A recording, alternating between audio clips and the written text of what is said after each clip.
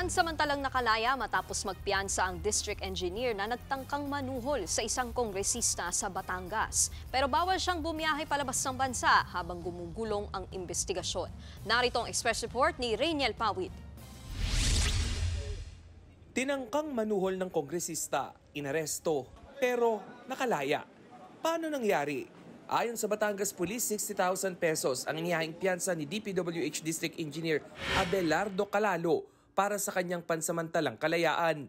Noong isang linggo na entrap ang district engineer matapos isumbong ni Batangas 1st District Congressman Leandro Leviste. Pinatitigil daw ni Calalo ang investigasyon sa flood control project kapalit ng milyong-milyong pisong pangako sa congressman.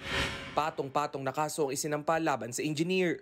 Bago makapagpiyansa, hinikayat pa siya ni Leviste na maging state witness para ibulgar ang kanyang mga padrino.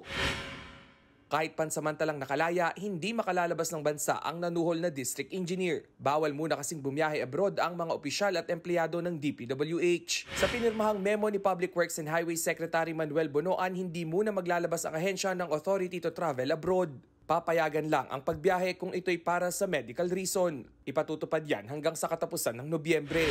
Sa Martes na ang susunod na pagdinig ng House Infrastructure Committee kaugnay ng irregularidad sa flood control projects.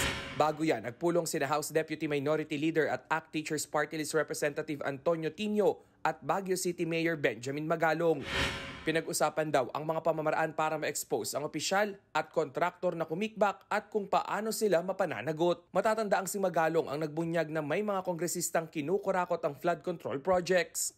Sinabi ng alkalde matapos magbanta si Pangulong Bongbong Marcos sa kanyang ika-4 na State of the Nation address na pananagutin ang mga tiwaling opisyal ng gobyerno.